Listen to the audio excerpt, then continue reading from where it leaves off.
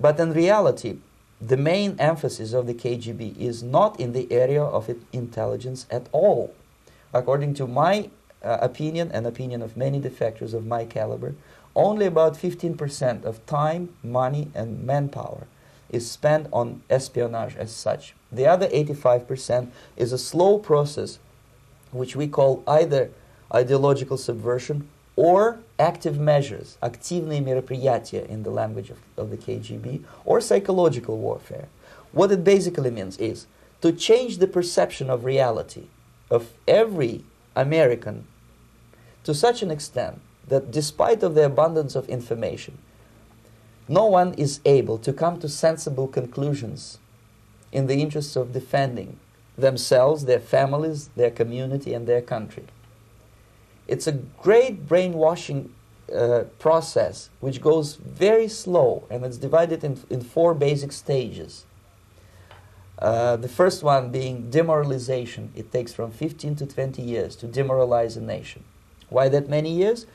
Because this is the minimum number of years which requires to educate one generation of students in the country of your enemy, exposed to the ideology of the enemy. In other words, Marxism-Leninism ideology is being pumped into the soft heads of at least 3 generations of American students without being challenged or counterbalanced by the basic values of Americanism, American patriotism. The result you can see. Most of the people who graduated in the 60s, dropouts or half-baked intellectuals, are now occupying the positions of power in the government, civil service, business, mass media, educational system. You are stuck with them. You cannot get rid of them. They are contaminated. They are programmed to think and react to certain stimuli in a certain pattern. You cannot change their mind, even if you expose them to authentic information, even if you prove that white is white and black is black, you still cannot change the basic perception and the logic of behavior. In other words, these people, the process of demoralization is complete and irreversible. To get rid society of these people, you need another 20 or 15 years to educate a new generation of patriotically minded and common sense people who would be acting in favor and in the interests of the United States society. And yet these people who've been programmed and, as you say, in place and Yes. who are favorable to an opening with the Soviet concept, these are the very people who would be marked for extermination in this country? Most of them, yes. Simply because the psychological shock when they will see in future what the beautiful society of equality and social justice means in practice, obviously they will revolt. They will be very unhappy, frustrated people, and the Marxist-Leninist regime does not tolerate these people. They will join the links of dissenters, dissidents. Unlike in present United States, there will be no place for dissent in future Marxist-Leninist America. Here you can get popular like Daniel Ellsberg and filthy rich like Jane Fonda for being dissident, for criticizing your Pentagon. In future, these people will be simply squashed like cockroaches. Nobody is going to pay them nothing for their beautiful, noble ideas of equality. This they don't understand, and it will be a greatest shock for them, of course. The demoralization process in the United States is basically completed already.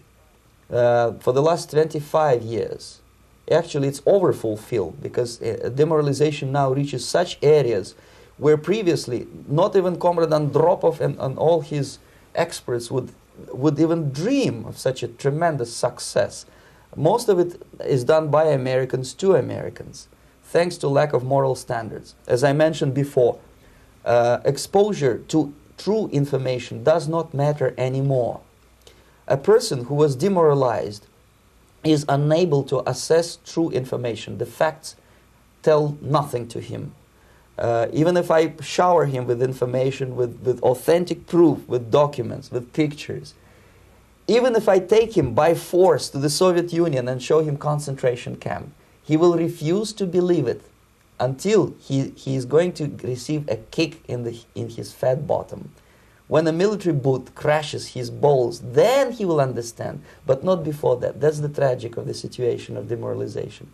So basically America is stuck with demoralization, and unless, even if you start right now, here, this minute, you start educating new generation of Americans, it will still take you 15 to 20 years to turn the tide of ideological perception of reality back to normalcy and patriotism.